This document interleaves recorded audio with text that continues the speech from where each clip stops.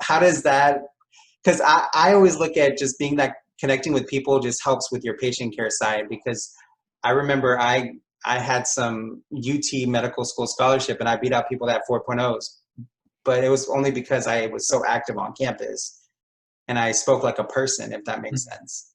For sure, for sure. Yeah. So, okay, so let me start by talking about my medical school interview. So I'm not a traditionally good student. I'm not the type of student that can sit down and study and get good grades. I was a straight A student in high school. That quickly changed when I went to Baylor. I became a B and C student, and then I got to be a B student. And so I was always really worried about, getting into medical school. My MCAT score wasn't too great, and my grades were in the B's. So, typically everybody's like, oh, you need a higher than a 3.5 GPA, and you need an MCAT score in 5/16 above like the 70th percentile. You need to do all these extracurricular activities. You need to be this amazing, wonderful person. I was involved in NHI. I had B's, and I was involved in this honors program. And even then, I wasn't a great, amazing student, but I always, tried my best. So when I got to my medical school interview, the ex-dean of the medical school, Dr. Francisco Fernandez, and the vice president of Lone Star National Bank down in the Valley, and Sonia Falcon, interviewed me. And it's crazy that I remember those two interviews like it was yesterday. I did both of my interviews in Spanish, and it became naturally. Both of them started in English, and I don't remember if it was me or if it was them, but somehow maybe about 5 minutes in, it switched to Spanish. And I think that's what kind of showed them who I was. NHI inspired me to, care for my Latino community. Angel inspired me to actually be a voice for my Latino community. He showed me that I wasn't the typical first generation Mexican American student, that I had a chance essentially at doing something better. And so with that, when I got into Baylor, that kind of just reinforced that. And then as I kept passing my classes and I kept progressing, it just reinforced that idea that, what, I can do this, I can do this. And then finally around when I actually started being involved in patient care, I didn't like how the system was treating them. It was, even if it was inpatient, whether it was inpatient or outpatient, it was, you take the patient in, treat them, take them out. But they never focused on the emotional aspect or the spiritual aspect, the things that plague people for years on end. And so I spoke about this during my interview, and I spoke about how these are issues that we speak about in white communities, but we don't speak about in Black or Latino communities, or even Asian American communities or Indian American communities. And when I went to my interviews, I told them, I want to do better for my Latino community, but the goal is to make this eventually, put everybody to the same standard in the United States. And I've kind of gone off, I'm like a broken record. I've kept saying that every time people ask me what I want to do. I used to tell them I wanted to do rural medicine. And I went to that idea that I wanted to do rural medicine because it would just be me. It would be me. I could take care of a small community, and I could take care of them to the standards that I thought that people should be taken care of. It's possible to do that. A community of 150 people, you can handle that as a physician. And you can build that rapport. You can, take care of them and take care of them with paying attention to that, spiritual aspect, paying attention to their mental health, actually taking the time out of your day to sit with them and be like, hey, talk to me, what's going on? You can't do that right now in the hospital. You can't do it in a clinic. You've got 20 patients lined up at the door. The nurse is pushing you to go to the next patient. It's necessary that you need to treat all these patients, but it's also necessary to take the time to actually show them that you're not just a doctor, you're human, and that you actually care. Right. And so that was my spiel. I wanted to do rural medicine. Up until COVID happened, and I got involved with all this, activism.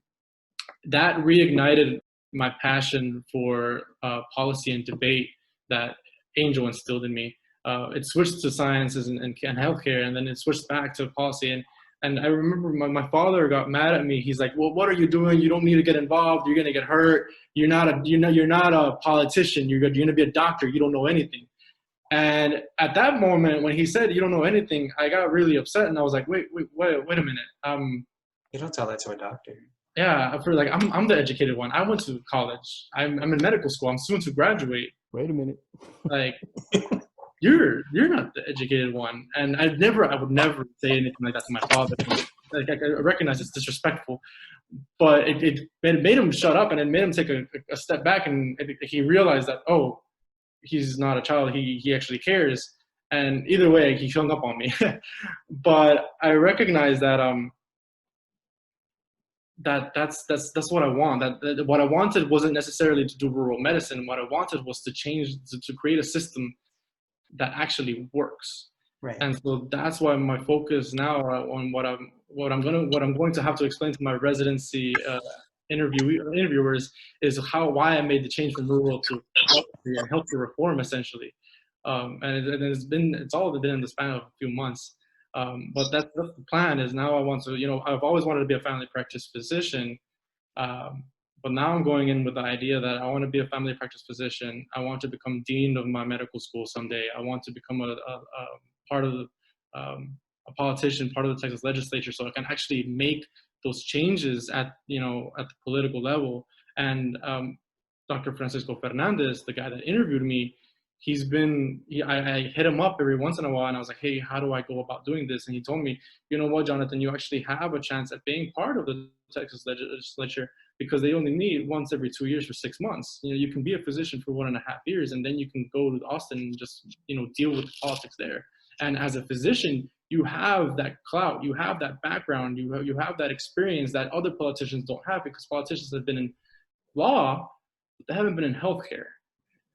And it takes a physician, it takes someone that's been in healthcare to actually know what policy is needed to be changed, modified, what needs to be enacted, what needs to be redacted. Yeah. And so that's the plan for now, which is much long down the road. I mean, I have an exam to take August 28th. That's my second licensing exam for my medical license.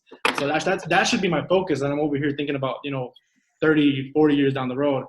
But that's what matters, that you're thinking about 30 and 40 years down the road.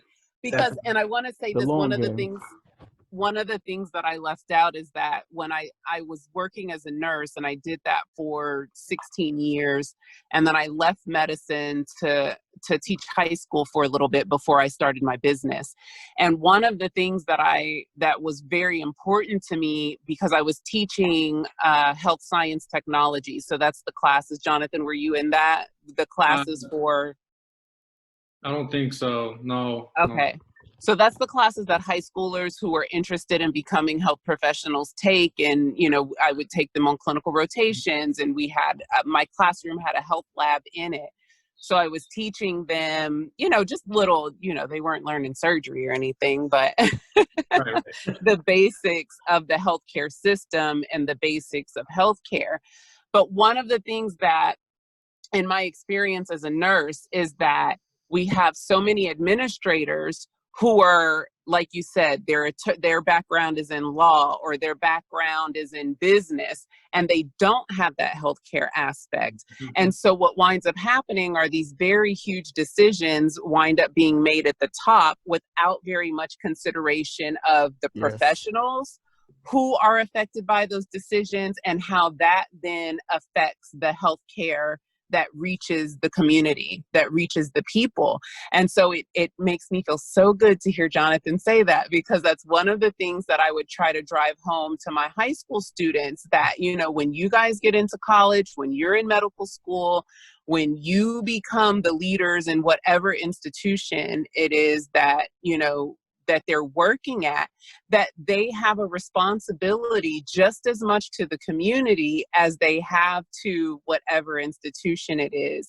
In fact, more responsibility to the community, because I was teaching in a high school that I was teaching out in A-Leaf. So, a lot of students who come from, I hate to say disadvantaged families, but, a lot of immigrant population, a lot of poor population.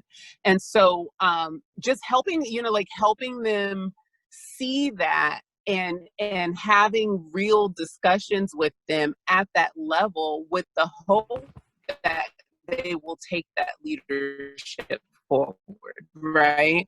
And that then we'll have a next generation of healthcare professionals who are not only focused on being doctors, that leadership, those, taking that skill forward and thinking the long game, how they're going to affect change in their community. That has to come from young people now, and we have to be the ones to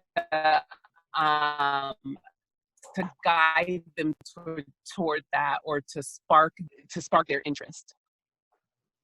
Definitely. Absolutely. Do you have anything to add? Yeah, I think, man, they're hitting on a lot of things Yep. I want to add to. But this is what everything's all about right now: systemic failure. It's the problem with universal blueprints, with silver bullet ideas, 5-year plans, metrics that aren't geared to serve people, but more geared to serve the ends of a budget and an agency. It's the problem with ivory towers, being disconnected from the people that are frontline boots on the ground. And this is the reason why economists build bridges on quicksand in different countries, and they never left New York City, and they're building things in Africa. This is the reason why police officers are focused more on getting the animals off the streets as opposed to figuring out ways to have upstream solutions to deter crime. Mm-hmm. It's the reason why teachers are focused on passing the standardized exams as opposed to teaching the old school way. Right. And I'm not demonizing these, we could go to social work. Many social workers are really trying to just focus on hand holding and making sure they get their resources, and not really focused on behavioral change. I'm not demonizing them. I'm just saying these ways are not working. We became cogs in a machine, basically. We're gears in a machine, and now we're becoming self-aware, hey, this isn't working. And our generation is coming of age, and we're realizing this system was not made to fit what's happening right now. These systems are very old, they're antiquated, they're very two-dimensional. And we have a lot of people coming from places like Texas Southern who have the education and the knowledge of community and the needs that can be agents of change in their own respective ways. And that's what's exciting about now, even though we're bored streaming Netflix at home, gaining weight, eating too much food. These things are still happening, at the same time. No, and this is amazing. Like, we could talk about the systemic pitfalls and the oppressions in different fields, because we obviously see them now that we're all